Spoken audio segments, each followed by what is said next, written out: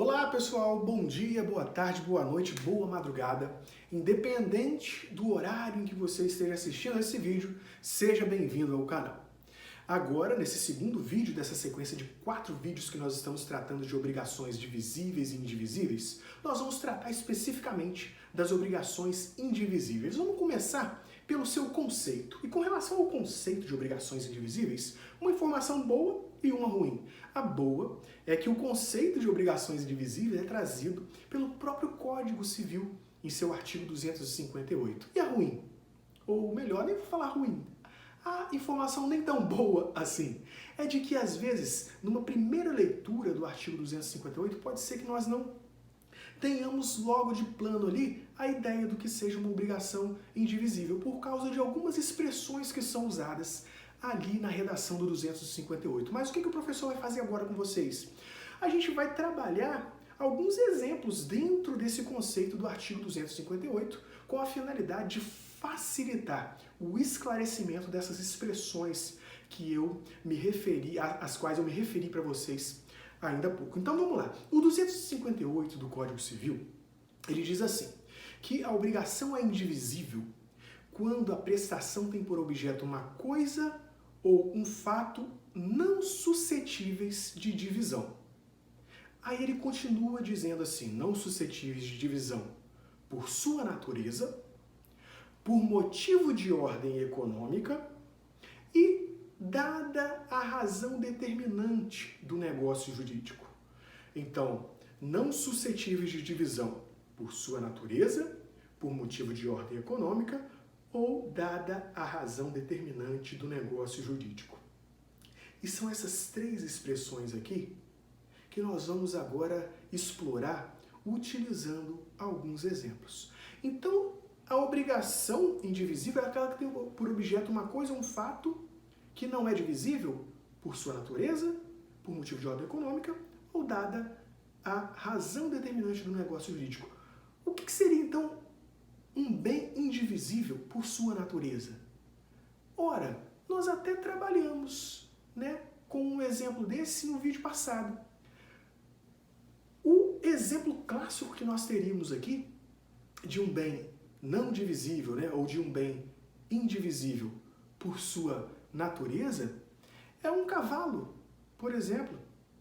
O cavalo, se ele for fracionado, se partir um cavalo ao meio, você tem alteração da sua substância, da sua essência, ou seja, aquele bem ele vai perecer primeiramente, porque não vai ser mais um cavalo, vai se tornar, na verdade, 2 porções de carne de cavalo. Então, o cavalo é um exemplo aí de bem indivisível por sua natureza.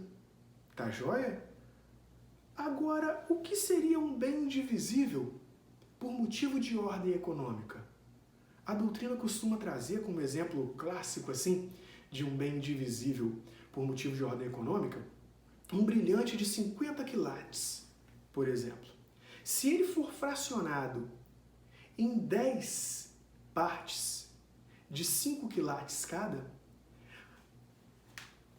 pode-se somar o valor de cada uma dessas 10 partes de 5 quilates, que não vai chegar nem perto do valor daquela peça, daquele brilhante de 50 quilates inteiro. Então, nesse caso aí, a gente tem um bem que ele é indivisível por motivo de ordem econômica, porque se houver o fracionamento, vai haver um grande prejuízo econômico relacionado àquele bem. Vai haver uma depreciação do seu valor. Tá joia? Mas o que é então agora por fim aqui? Um bem indivisível dada a razão determinante do negócio jurídico. Tem alguns bens, pessoal, que embora sejam naturalmente divisíveis, as próprias partes, os donos desse bem, por exemplo, podem entrar num acordo de que durante determinado período aquele bem ele vai ser considerado indivisível. Uma pessoa, juntamente com outra, são donas de uma fazenda, são coproprietários de uma fazenda. A fazenda é um bem divisível naturalmente ou não? Lógico que é divisível. É possível uma grande fazenda, por exemplo, há 2 donos, então eles resolvem, colocam uma cerca e falam, essa parte é minha, essa parte é sua. Houve o fracionamento. E naquele caso ali, é um bem naturalmente divisível a fazenda. Mas os próprios proprietários dela podem fazer um acordo de maneira diferente. Falar, olha, vamos fazer o seguinte, vamos gravar esse bem nosso aqui, essa nossa fazenda, com uma cláusula de indivisibilidade. E por 5 anos vamos deixá-la com essa característica de bem indivisível. Eles vão fazer isso e pelo período de 5 anos, aquele bem que apesar de naturalmente indivisível, ele vai ser considerado como um bem indivisível. Portanto, qualquer relação obrigacional que for mantida ali envolvendo aquele bem, vai ter que considerá-lo como um bem indivisível, apesar de naturalmente divisível.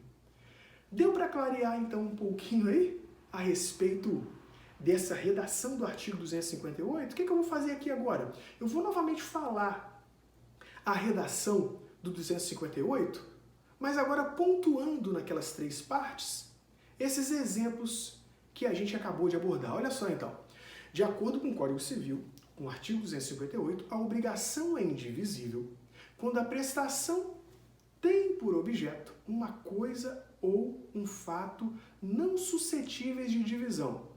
Por sua natureza, então uma coisa insuscetível de divisão por sua natureza, o cavalo, que a gente deu o exemplo. Por sua natureza, e continua. Por motivo de ordem econômica, qual o exemplo que nós demos? De uma coisa indivisível por motivo de ordem econômica? O brilhante de 50 quilates. Joia. E continua.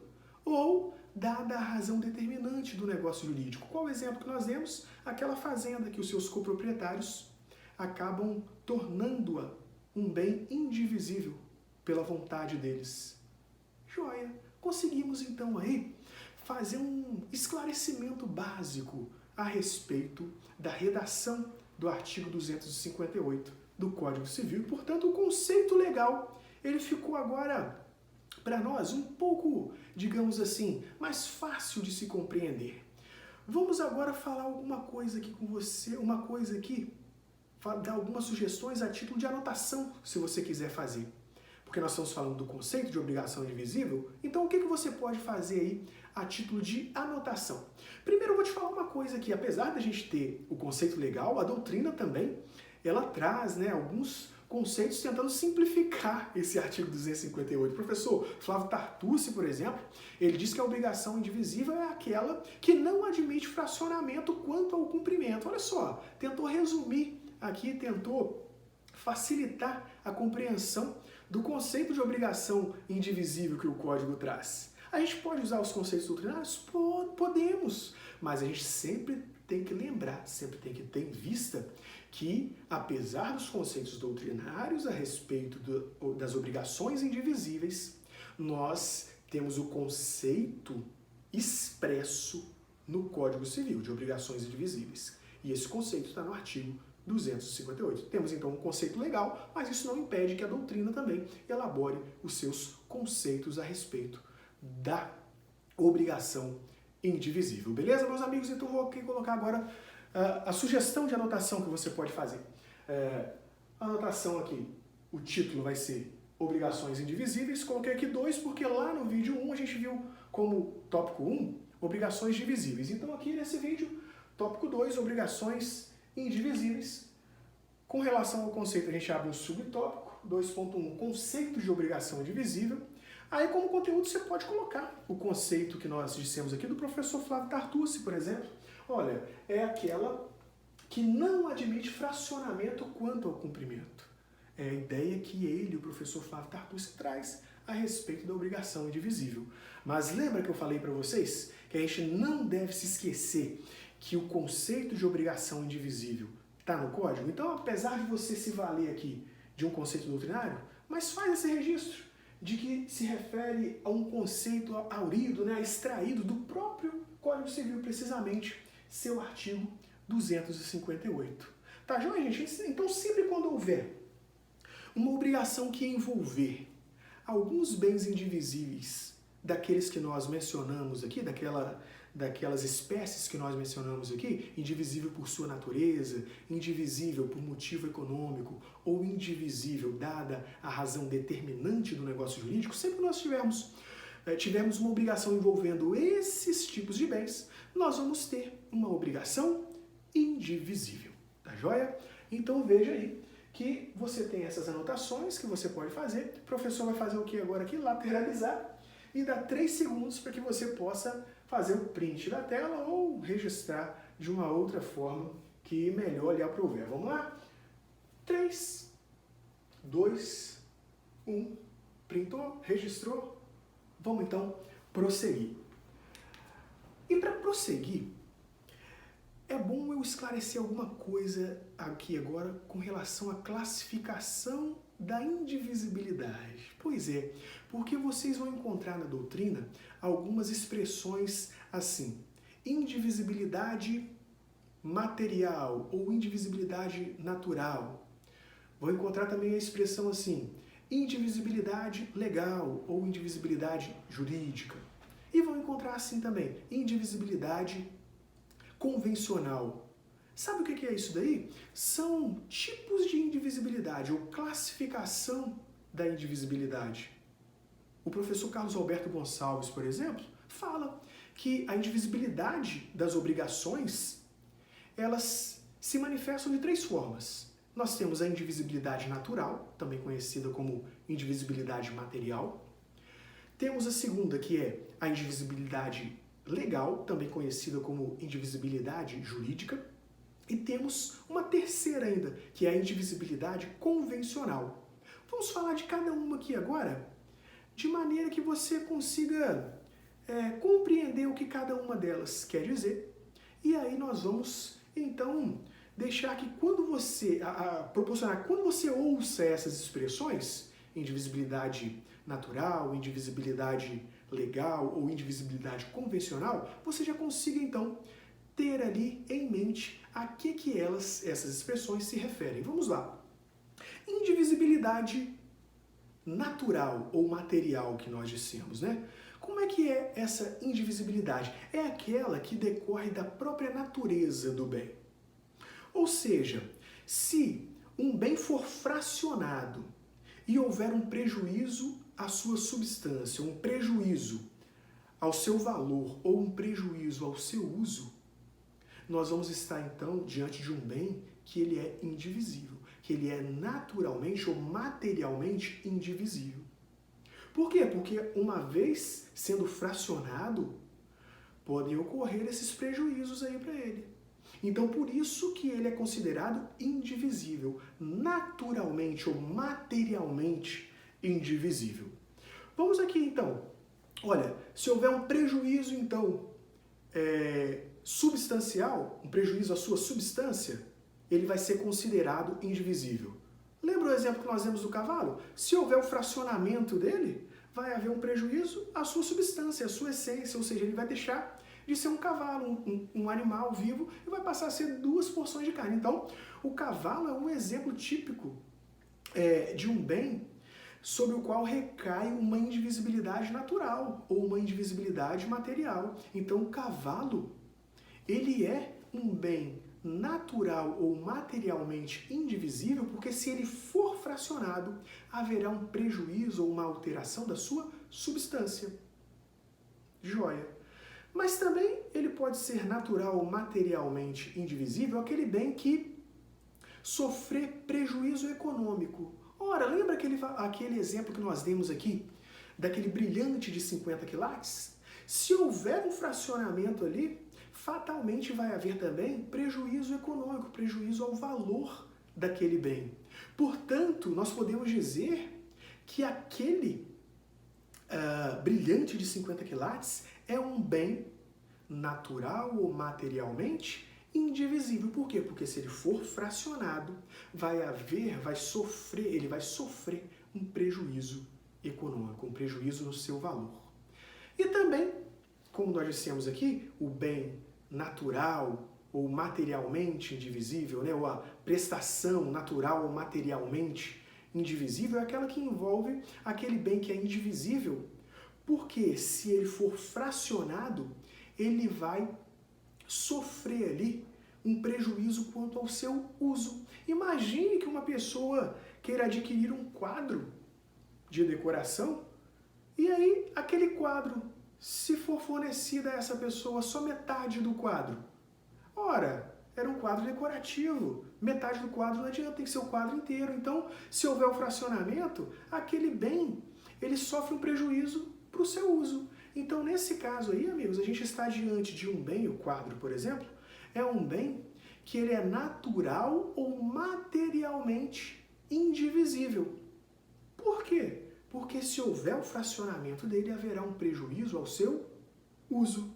Portanto, as obrigações envolvendo um cavalo, as obrigações envolvendo um brilhante de 50 quilates e as obrigações envolvendo um quadro de decoração são obrigações que são obrigações natural ou materialmente indivisíveis. São obrigações sobre as quais recai uma indivisibilidade natural ou material. Beleza. Mas qual foi o segundo tipo mesmo de indivisibilidade que nós dissemos? Indivisibilidade legal ou jurídica. Essa já decorre de uma norma legal. São bens que às vezes naturalmente eles são divisíveis, mas que a lei ela resolve escolhê-los para dizer, não, esses bens aqui, eles são indivisíveis. Quer ver um exemplo que no nosso ordenamento é previsto? Imaginem vocês que um loteamento, aí tem ali diversos lotes. Você sabia que tem uma lei, que é a Lei de Parcelamento do Solo Urbano, 6766 de 79, que ela prevê que o lote, via de regra, ele tem que ter no mínimo 125 metros quadrados e pelo menos 5 metros de frente, salvo algumas raras exceções. Então, uma lei federal diz que os lotes têm que ter o tamanho mínimo de 125 metros quadrados, sendo pelo menos também 5 metros de frente. Isso significa, meus amigos, que se você quiser, por exemplo, colocar ali um muro para poder comercializar, vender uma parte de 62,5 metros quadrados e vender a outra parte de 62,5 metros quadrados, via de regra isso não é possível. Por quê? Porque de acordo com a lei, o lote ele tem que ter no mínimo 125 metros quadrados. Portanto, essa divisão aí, ela contraria a lei. Portanto, é possível nós afirmarmos que esse lote de 125 metros quadrados, ele é legalmente indivisível. Via de regra, né? Tem as exceções que nós dissemos que existem exceções. Tá, mas ele, via de regra, ele é legalmente indivisível. Então, recai sobre ele uma indivisibilidade legal ou indivisibilidade também jurídica, que é conhecida, né? Então, indivisibilidade legal ou jurídica. Perceberam aí? Então, esse tipo de indivisibilidade, qual é? É aquela que decorre de norma legal. Nesse caso aí, o lote de 125 metros quadrados, por exemplo, via de regra, ele é indivisível porque a lei de parcelamento do solo urbano diz que o lote tem que ter no mínimo 125 metros quadrados e 5 metros de frente, pelo menos. Tá joia, gente? Mas nós dissemos também que tem um terceiro tipo de indivisibilidade de obrigações. É a indivisibilidade convencional. Que indivisibilidade é essa? É a indivisibilidade que é criada por vontade das próprias partes. Lembra aquele exemplo que eu dei? De dois donos de uma fazenda que eles podem, apesar da fazenda ser naturalmente divisível, eles podem convencionar, fazer um acordo e torná-la indivisível por 5 anos, por exemplo? Eles podem fazer isso. Então, a obrigação que envolver essa fazenda, enquanto ela estiver gravada com essa cláusula de indivisibilidade, vai ser uma obrigação indivisível. Por quê? Porque aquela fazenda, quando ela recebe pela vontade dos seus proprietários essa qualificação de indivisível, ela acaba se tornando um bem convencionalmente indivisível, porque recai sobre ela a indivisibilidade convencional. Então, as obrigações que envolverem essa fazenda convencionalmente indivisível vai ser uma obrigação indivisível por convenção das partes. Tá joia? É uma indivisibilidade convencional. Beleza, amigos? Tranquilo? Vimos as 3 espécies, então, aqui de indivisibilidade.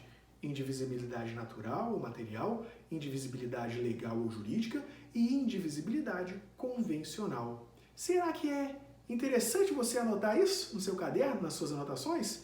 Olha, se você é daqueles que gosta de anotar, eu acho que seja pertinente sim. E o professor trouxe aqui algumas sugestões para essas anotações, tá joia? Como é que você pode fazer então? Pode colocar como observação 2 ali dentro de conceito.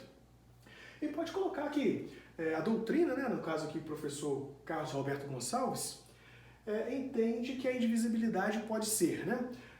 A indivisibilidade da prestação pode ser, como nós dissemos, natural ou material, quando decorre da própria natureza da prestação. Pode ser legal ou jurídica, quando decorre de norma legal. Ou, como nós dissemos aqui também, pode ser convencional, quando decorre da vontade das próprias partes. Beleza? O professor vai fazer o que agora? Lateralizar isso em seu favor, tá bom? Para você que gosta de registrar, então tirar um print ou fazer uma outra forma de registro dessas sugestões de anotação que nós temos aqui para você. Vamos lá? Lateralizei 3 segundos então para o registro. 3, 2, 1. Printou, registrou, valeu. Vamos prosseguir então aqui no nosso conteúdo. Vejam bem, amigos, o que é importante a gente abordar também em obrigações indivisíveis?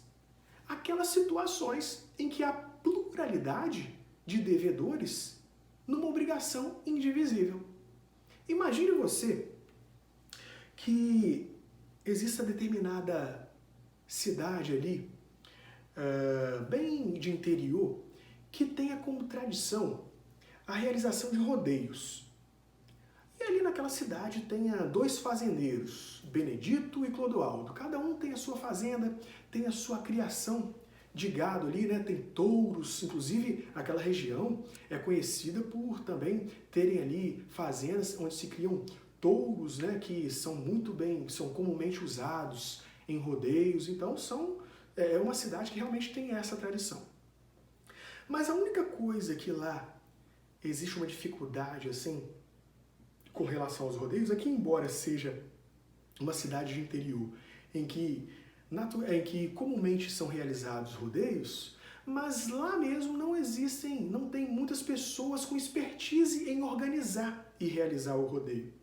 Então, geralmente são pessoas de fora que vêm quando precisa organizar, quando precisa realizar esses rodeios. E aí, geralmente, você tem que ir em outra cidade para poder buscar uma pessoa que tenha, né, essa bagagem aí de experiência para poder organizar e realizar os rodeios nessa cidade. Então, tanto Benedito como Clodoaldo sabem que quando ocorrem rodeios na cidade, isso é bom para a cidade ali, para o município, para todos, para a sociedade, para a comunidade local ali em geral. E aí, então, eles têm interesse em que sejam realizados rodeios ali.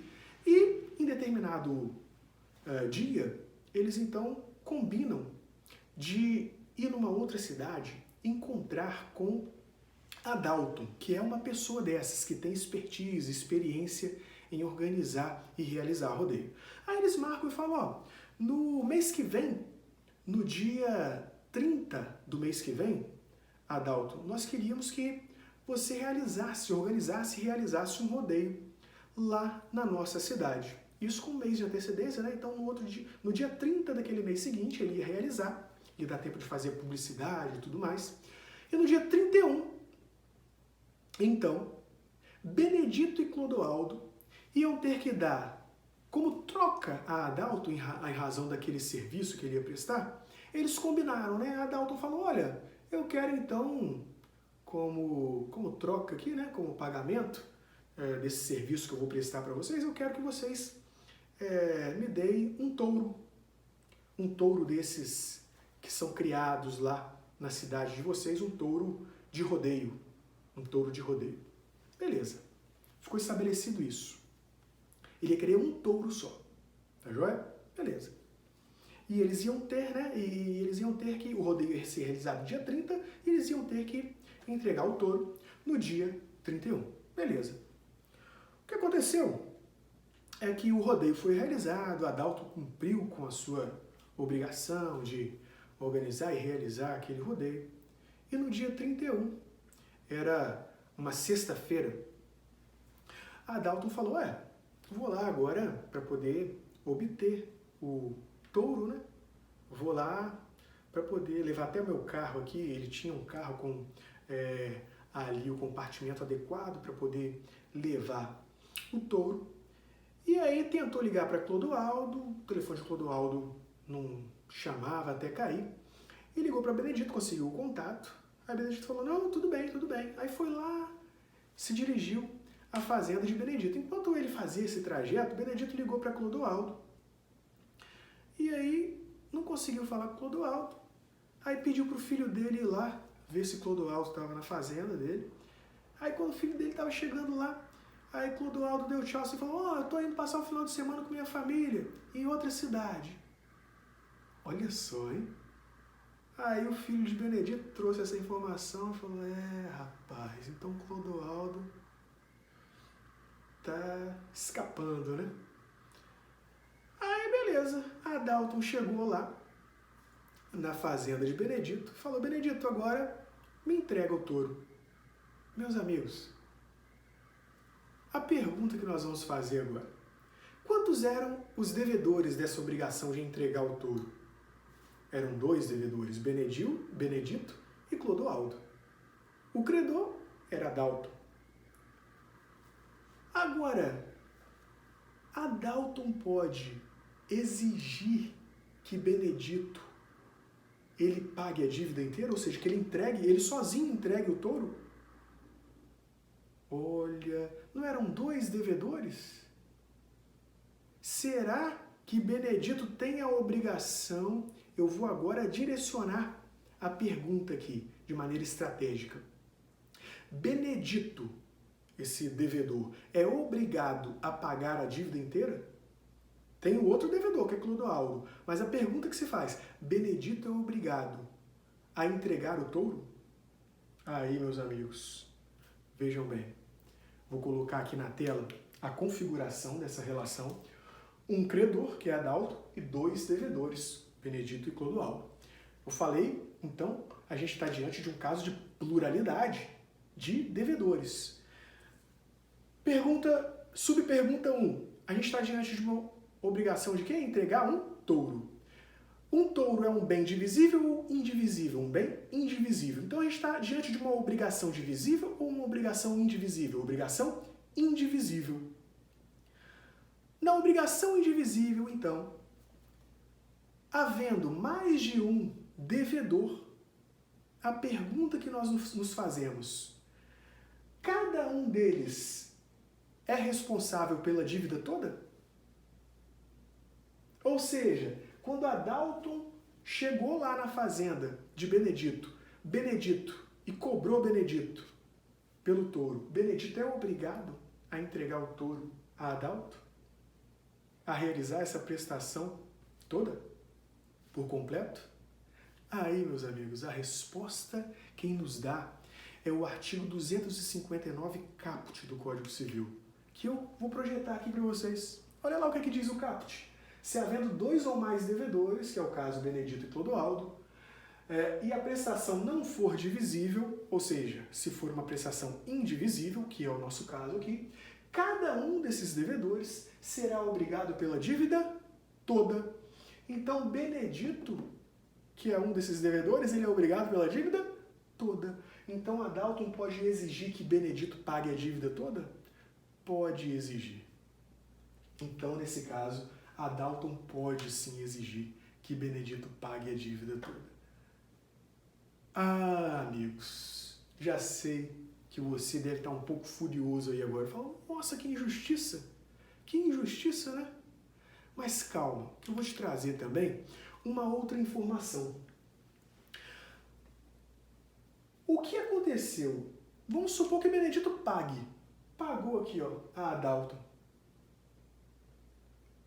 Nesse caso, será que Benedito vai ficar no prejuízo era ele e Clodoaldo que eram os devedores. Suponhamos que esse touro ele tenha valido 50 mil reais, por exemplo, que ele valia 50 mil reais. Ele então entregou um touro de 50 mil reais. Adalton queria só o touro, então Adalton, o seu interesse está satisfeito. Mas Clodoaldo foi saindo de fininho aqui, ó. Então, nesse caso, eram 2 devedores, mas só um pagou na obrigação indivisível. Para poder equilibrar isso, o que o Código faz? O parágrafo único do mesmo artigo 259, ele faz o seguinte, olha, aquele devedor que paga a dívida inteira, ele se subroga no direito do credor com relação ao coobrigado, ou seja, ao outro devedor. É mais ou menos assim, Adalto não está satisfeito já, o seu interesse, mas aqui, ó, Benedito, ele foi quem prestou a obrigação por completo. Então ele pode agora aqui, ó, cobrar de Clodoaldo a parte que lhe cabia. Não vai ter como cobrar meio touro, mas ele vai cobrar o valor correspondente. O touro não era de 50 mil, ele não entregou o touro inteiro, agora ele pode cobrar 25 mil de Clodoaldo. Por quê? Porque o parágrafo único, como eu disse a vocês, diz que o devedor que paga a dívida, no caso foi Benedito, ele se subroga no direito do credor em relação aos outros coobrigados. Se subrogar no direito do credor aqui, é agora substituir o credor. Agora o Benedito vira um credor de Clodoaldo. Credor da parte que lhe competia, dos 25 mil. O touro era 50 mil, Benedito entregou o touro, e agora então ele pode cobrar 25 mil de Clodoaldo. Beleza, gente? Olha só, o código então equilibrou essa relação. Muito bom, né? Vamos fazer então uma anotação aí para você que gosta de registrar as anotações sobre aquilo que a gente está estudando. Então, eu vou sugerir aí para você que você registre o seguinte: subtópico aí 2.2, pluralidade de devedores nas obrigações indivisíveis. Como regra, você coloca aquilo que o caput do 259 diz, né? Que havendo 2 ou mais devedores, a prestação, se a prestação for indivisível, cada um será obrigado pela dívida toda.